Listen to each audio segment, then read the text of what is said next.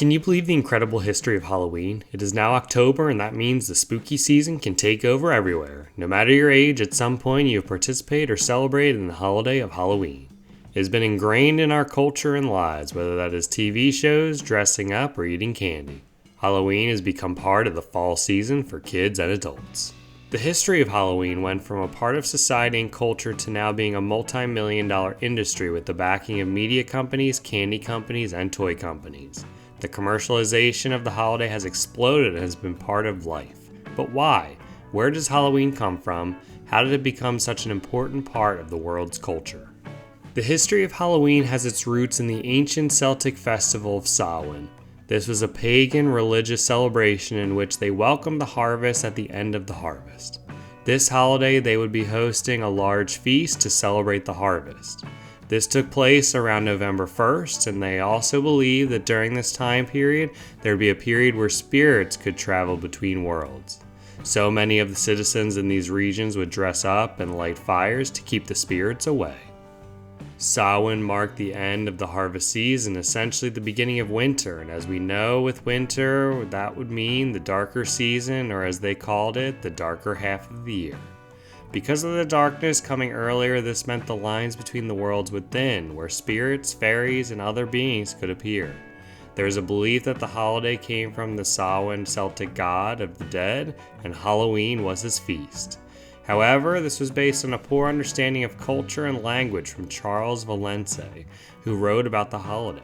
However, this is a baseless claim.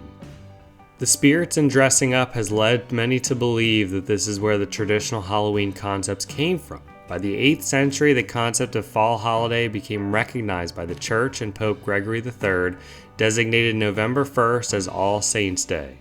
The holiday would incorporate many traditions from Samhain, combining Christianity and paganism traditions. Like the pagan holiday, November 1st was meant to celebrate and remember.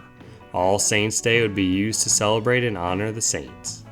With this date being established, October 31st would take on the day known as All Hallows' Eve, which would later be known as Halloween. The reason behind taking the Samhain festival and turning it into All Saints' Day is still unknown. Many still believe it was just to take the pagan holiday and Christianize it. All Hallows' Eve was very different from the Halloween we know today. It was a night of celebration, vigil, prayer, and fasting. Interestingly enough, there would still be fires lit this time to honor those saints. The citizens still also recognized the changing of seasons and the harvest. However, they did it to honor Christ. For the most part, the holiday stayed relatively the same with a mixing of Christian and pagan traditions. It would not be until the 16th century that a new practice would be added. This would be known as souling, when the poor of the town would go around knocking on doors, asking for soul mass cake in exchange for prayers. This added the knocking on doors component to the holiday, which we could see later in the lifespan of Halloween. In the 17th century, due to Guy Fawkes trying to assassinate King James I, the creation of Guy Fawkes Day was created. They celebrated Guy Fawkes and his attempt against the Catholic religion. People would drink, feast, and set off fireworks. Kids would even go from house to house wearing masks asking for treats or money. Interestingly enough, these kids would push around an effigy of Guy Fawkes in a wheelbarrow and threaten vandalism if they were refused treats.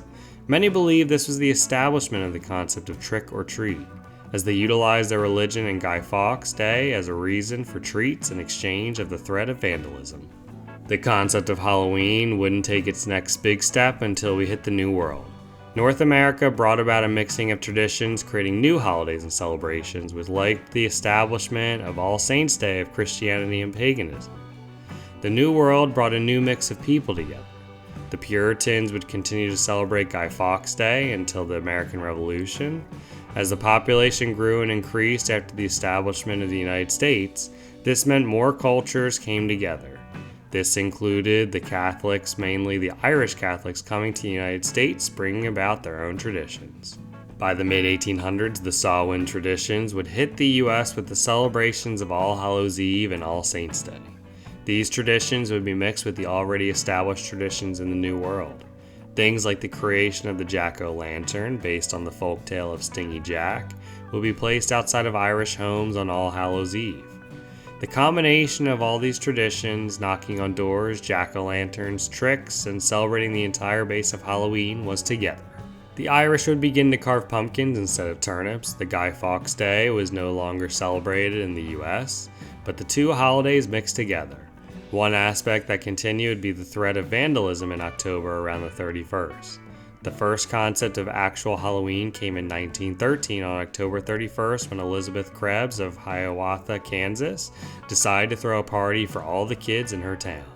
She did this because her home and garden would constantly be vandalized once a year by these kids wearing masks.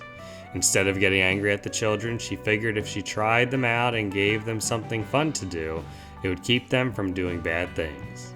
Little did she know that this attempt would grow into something never seen before. By 1914, the entire town joined together with a band, costume contests, and even held a parade. People of all ages had an incredible time at this fall festival. The news of the 1914 celebration and the success it had with tiring out kids and keeping them to behave established Halloween and parties. This would spread to other towns and cities across Kansas and the US. Things like sweet treats, decorations, and spooky occurrences would come over time. Krebs would be known as the mother of modern Halloween, and her impact is still known today. She established the concept of fun for families on the date in October. By the 1920s, the concept of the party would continue to spread. However, there would still be issues of mischief in the US and Canada. It wouldn't be until 1927 in a newspaper from Blackie, Alberta, a story described kids going door to door saying trick or treat, asking for candy, or they would vandalize. This created the concept of trick-or-treating, which would continue throughout North America until the 1930s. However, the growth of Halloween died during the late 1930s into the 1940s. This would be because of a sugar shortage in North America due to World War II. The war would interrupt the holiday due to the shortage and the fact that families were split up due to the war. This impact would hurt Halloween's growth, and many kids would not know how to celebrate the holiday. By the time the war ended, businesses looked to bring back this holiday as it was lucrative, specifically media and candy.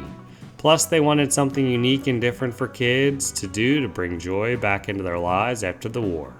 Paired with growing suburbs and increased populations, this meant more opportunity for the holiday to grow. The Peanuts gang and Donald Duck are credited with bringing back the popularization of Halloween and trick-or-treating.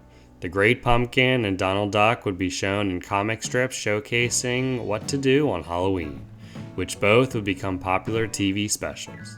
This would lead to a boom in business, specifically the candy industry. These cartoon characters would completely change the world of Halloween and popularize it more.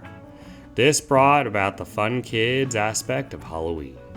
The growth and popularity of the Universal classic monsters and the development of horror movies in the 50s, 60s, and 70s would lead to the popularization of the horror aspect of Halloween. Characters like Wolfman, Dracula, and the Mummy would lead to popular costumes. It would also open the doors for movies like Halloween, Friday the 13th, and The Exorcist. These movies would completely change Halloween forever. It became a mix of gore, horror, and family fun became the new holiday. Halloween has become an empire today, with it becoming ingrained in everyone's lives. Did you know the incredible history of Halloween? Thanks for watching. Please like, comment, subscribe, and follow. Believable Truths.